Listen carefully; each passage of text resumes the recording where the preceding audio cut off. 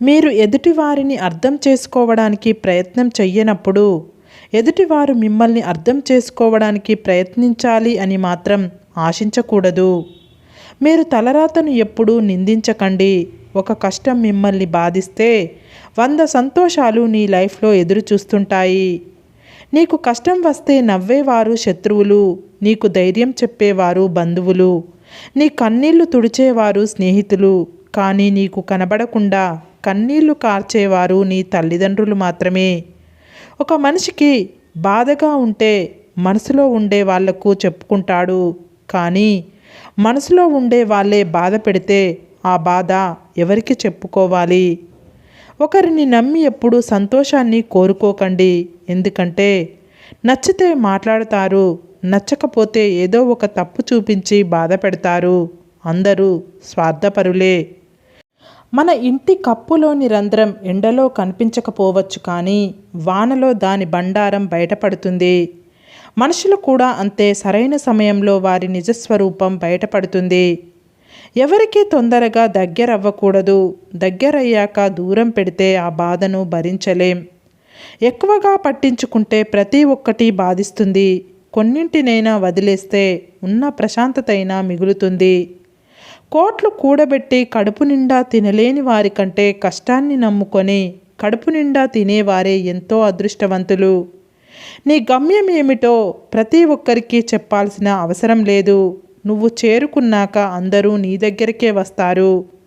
మనవి కాని బంధాల వెంట ఎంత పరిగెత్తినా నీ దేహానికి అలసట, నీ మనసుకు బాధ తప్ప ఇంకేమీ ఉండదు. నీది అయినది ఎప్పటికీ నిన్ను వీడదు. నీది కానిది ఎప్పటికీ నీకు దొరకదు. అడిగే స్వేచ్ఛ, చెప్పుకునే స్వాతంత్రం లేనప్పుడు అది బంధమేలా అవుతుంది? బానిసత్వం అవుతుంది. మన టైం బాలేనప్పుడు పోరా అన్నవాడే మన టైం వచ్చాక హాయిరా అంటాడు. ప్రతి ఒక్కరికి టైం అనేది వస్తుంది, కాకపోతే కాస్త టైం పడుతుంది అంతే. ఇష్టాలు మారుతూ ఉంటాయి, కానీ ప్రేమ మారకూడదు. కష్టాలు వస్తూ ఉంటాయి, కానీ నమ్మకాన్ని కోల్పోకూడదు. మాటలు మారుతూ ఉంటాయి, కానీ ఇచ్చిన మాట మరవకూడదు. వినయం లేని మగాడు, సహనం లేని ఆడది, ప్రాణం ఉన్న కదలిక లేని జీవోత్సవంతో సమానం. మనం నిత్యం 3 రకాల వ్యక్తులను గుర్తుంచుకోవాలి. నిన్ను కష్టాల నుండి రక్షించిన వారిని, నీవు కష్టాల్లో ఉన్నప్పుడు వదిలేసిన వారిని, నిన్ను కష్టాల్లోకి నెట్టిన వారిని. ఒకరి మెప్పు కోసం ఇంకొకరికి ముప్పు తలపెట్టకు. తిరిగి ఆ నిప్పు నీ తలకే చుట్టుకుంటుంది. ఏం చెయ్యాలి అని ఎవరినీ అడగకు. ఇలా ఉండు అని ఎవరు చెప్పినా వినకు. నీకు నచ్చిన పని నువ్వు చేసుకుంటూ పో, కానీ మంచిని ఎప్పుడూ వదలకు. చెడు చెంతకు ఎన్నటికీ చేరకు. నేటి కాలంలో తప్పు చేసి తప్పించుకుని తిరిగేవాడే గొప్పోడు. అప్పు చేసి ఎగ్గొట్టి బ్రతికేవాడే తెలివైనోడు. కష్టం ఎలా బ్రతకాలో నేర్పిస్తుంది. నష్టం ఎవరిని నమ్మాలో నేర్పిస్తుంది.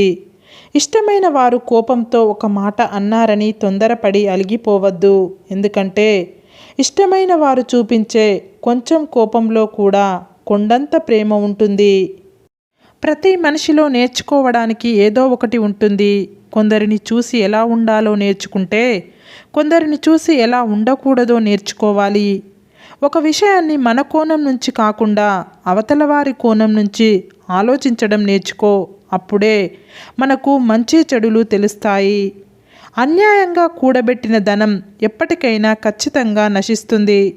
సుగుణం లేని రూపం, వినయం లేని విద్య, శౌర్యం లేని ఆయుధం, ఆకలి లేని భోజనం, సదుపయోగం కాని ధనం, పరోపకారం చెయ్యని జీవితం వ్యర్థం. లైఫ్లో కోల్పోయింది ఎప్పటికీ దొరకదు. ఒకవేళ దొరికినా అది గతంలా ఉండదు. అది వస్తువైనా మనిషైనా.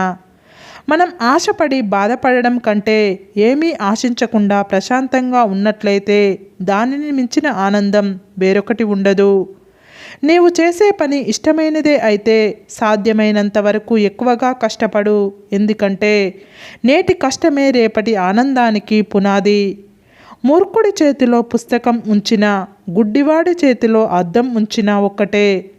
ఈ 3 లైఫ్లో చాలా పాఠాలను నేర్పుతాయి. ఆకలితో ఉన్న కడుపు, ఖాళీగా ఉన్న జేబు, ముక్కలైన మనసు. నీవు వినేవి చూసేవి అన్నీ నిజాలు కావు. ఒకరు తప్పించుకోవడానికి ఇంకొకరిని బలి చేసేస్తారు, జాగ్రత్త. లైఫ్లో ఎంత సంపాదించినా దొరకని ఆనందం ఒక మంచి స్నేహితుడిని పొందినప్పుడు దొరుకుతుంది. ఎవడు ఊరికనే కఠినంగా మారిపోడు. కొన్ని పరిచయాలు, కొన్ని సంఘటనలు, కొన్ని బాధలు వాడిని అలా మారేలా చేస్తాయి.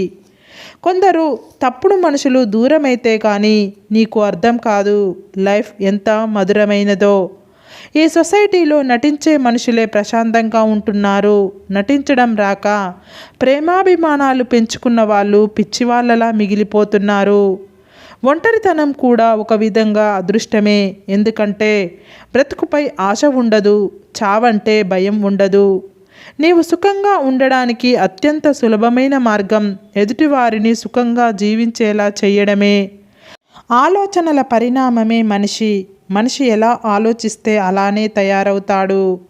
నీవు చేసే అన్నదానం ఒకరి ఆకలిని తీరిస్తే, నీవు చేసే అక్షరదానం ఇంకొకరి అజ్ఞానాన్ని తొలగిస్తుంది.